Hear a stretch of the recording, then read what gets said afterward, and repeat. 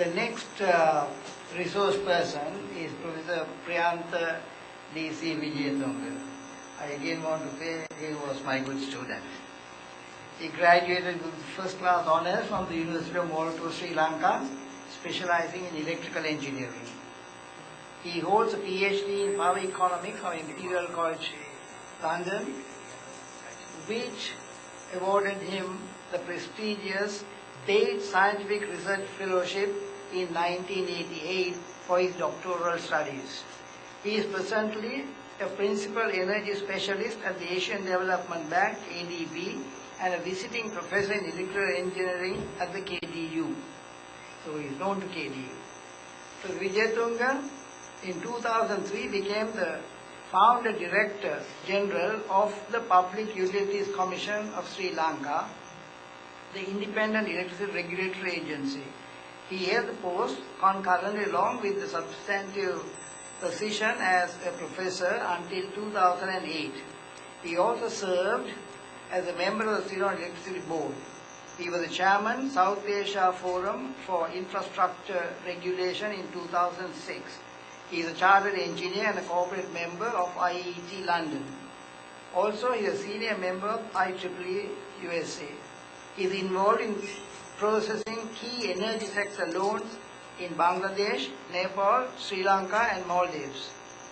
He has been the ADB focal point for regional energy cooperation in South Asia since 2008 and served recently as the head portfolio management unit at the Nepal resident mission of ADB. It's my great pleasure to present to you Professor. Thank you very much, sir. I'm really glad to be here and see Professor Karnan of the chair in the session, and I am seeing him after a long time.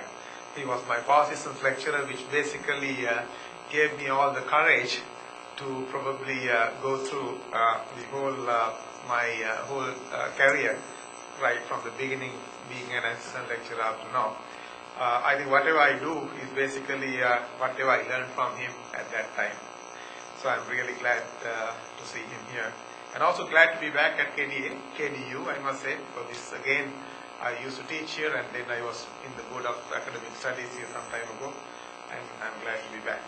I'll take you through quickly research and innovation, how we can make use of this for energy sector development. It's quite hard to follow two good presenters, but I hope you will not mind listening to this one. This is a little different to what the other two presenters gave. Probably this is a follow-up of what Tilak did in his presentation. So I'll look at the whole thing from the South Asia energy context rather than just Sri Lanka. Probably the example which I give mostly from Sri Lanka. If my outline of the presentation would be, first I'll give the energy context in South Asia in general, and then what are the kind of challenges which we have in sector development, and what kind of measures which we can take to overcome these challenges, and kind of research and innovation which you can think of in this field, and few final remarks. At this stage, I must say that when you talk about research, keep in mind what Tilak talked about, that I am going to talk about mostly are going to be mostly soft research, I must say. But that's very important research, because adoption of some of the policies, regulations, and lots of other things to suit your own country is very important. There may be knowledge all over, everywhere, but having knowledge is not good enough. You must be able to adapt that to suit the environment which you are going to finally use it in. Okay, if you look at the South Asia context, now naturally energy is an essential input to maintain and improve living standards. Without energy you can't do anything. You can talk about so many things, but without energy you can't do. You need to have basic energy needs satisfied to make people live. And poor particularly are quite vulnerable, and it's important to develop socio-economic infrastructure, which are very important particularly from poverty alleviation angle. And if you look at South Asia, altogether we have roughly about 1.3 billion people not even having electricity connections, out of which almost 1/3 of them sitting in South Asia, in these 8 countries in South Asia. And naturally it's a barrier to industrialization, and which means basically the poor will be trapped in a poverty, vicious circle, because without electricity you can't have industrialization. Without industrialization, you cannot get poor out of their poverty trap. So it's very important that we solve this issue. And at the same time, if you look at, we have significant primary energy sources in South Asia. However, it's a net energy importing region. If you look at as a region, it imports energy from outside, though we have so much of energy within. And if you look at the estimated reserves, about 100 billion tons of coal sitting in South Asia, and about 6 billion barrels of oil, and 95 trillion cubic feet of natural gas, and about 300,000 megawatts of power. Just to give a comparison, 300,000 megawatts of power, hydropower in the region, and Indian demand is roughly about 200,000 megawatts at the moment. So if you take the overall demand in the region itself, if you can develop all the hydropower resources, you will be able to supply all that with the hydropower available in the region. Of course, only very small percentage of that has been developed at the moment. And at the same time, you have substantial non-conventional renewable energy sources like wind power, solar power, biomass, and small hydro. So we have a lot of energy, but still we are an energy importing region. And of course, some of the countries have taken steps and as a priority to develop some of these non-conventional renewable energies like small hydropower. Sri Lanka has taken steps to develop that for many years. And wind and solar power, if you look at India, you have solar mission, which is basically pushing for more and more solar, bringing onto the system. And however, exploitation of these clean energy sources is slow compared to their technical potential, as I said. And the other important thing is that even if you try to develop this, you have very weak infrastructure. One important thing is that, if you look at transmission and distribution networks, if you look at India itself, it's pretty weak in between some regions.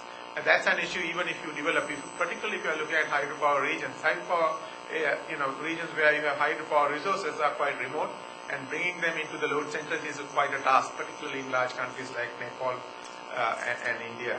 And so transmission and distribution infrastructure is weak, and that's an issue. Also, not only within the countries but also across the regions.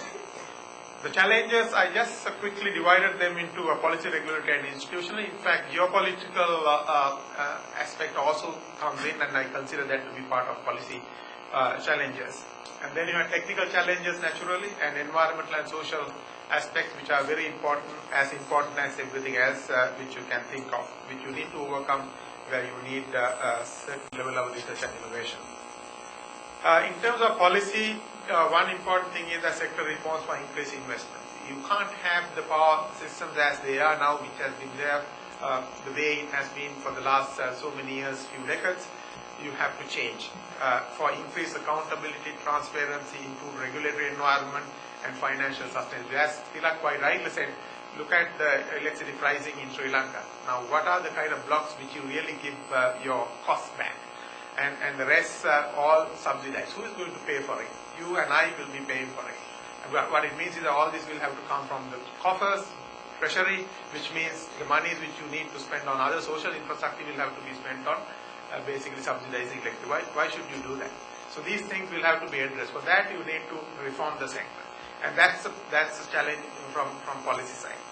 Also, when it comes to development of renewable energy sources, you may need new policies. You may not be able to run with the existing policies if you really want to encourage development of particularly non-conventional renewable energy sources. I give you a few examples from Sri Lanka.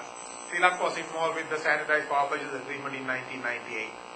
In Sri Lanka, that was kind of, I consider that as an innovation, because that was the first in the region, and we came up with it, and Tilak was very much closely involved with it.